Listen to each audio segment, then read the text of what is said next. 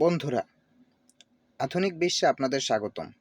বিজ্ঞানের বিভিন্ন আবিষ্কার আমাদের জীবনকে করে তুলেছে সহজ এবং স্বাচ্ছন্দ্যময়। তবে প্রাচীনকালে মানুষের জীবনযাপন এত সহজ ছিল না। জীবন ও জীবিকার জন্য তাদের অনেক কঠোর পরিশ্রম করতে হতো। সেই যুগে মানুষ বিভিন্ন শিকারী প্রাণীর হাত থেকে বাঁচতে এবং নিজেরা শিকার করার জন্য গাছের ডাল ছুচালো করে বা পাথর দিয়ে অথবা বিভিন্ন প্রাণীর হাড় দিয়ে নানা রকম যন্ত্র বা অস্ত্র বানাতো। তাছাড়া আরও বিভিন্ন প্রয়োজনের তাগিদে মানুষ নানা রকম জিনিস তৈরি করত। তার মধ্যে একটি অন্যতম বস্তু হলো চাকা। সেই যুগে মানুষ সর্বপ্রথম পাথর দিয়ে অর্ধগোলাকার চাকা তৈরি করে।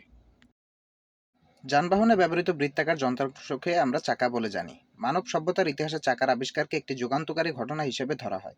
অনেক বিশেষজ্ঞদের মতে 5000 খ্রিস্টপূর্বাব্দের দিকে প্রাচীন মেসোপটেমিয়াতে চাকা আবিষ্কার হয়। বন্ধুরা, চাকা তার কেন্দ্রস্থলে অবস্থিত অক্ষ বরাবর ঘুরতে পারে। চাকায় বল প্রয়োগের মাধ্যমে একটি তলের উপর দিয়ে কোনো বস্তুকে সহজেই এগিয়ে নেওয়া যায়।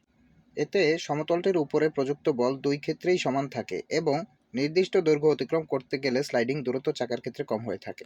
মানুষ সর্বপ্রথম পাথর দিয়ে চাকা তৈরি করে, যা দেখতে ছিল মোটামুটি অর্ধগোলাকার। পরে আস্তে আস্তে সেটা সম্পূর্ণ গোলাকারের রূপ নেয়।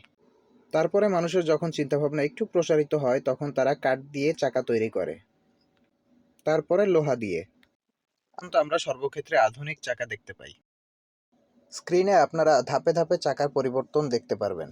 আমরা আমাদের আশেপাশে চারদিকে তাকালে অনেক ক্ষেত্রেই চাকার ব্যবহার দেখতে পাই, যেমন bus, truck, motor bike, cycle, plane. বন্ধুরা, যত দিন যাচ্ছে মানুষের উদ্ভাবনী শক্তি আরও বৃদ্ধি পাচ্ছে।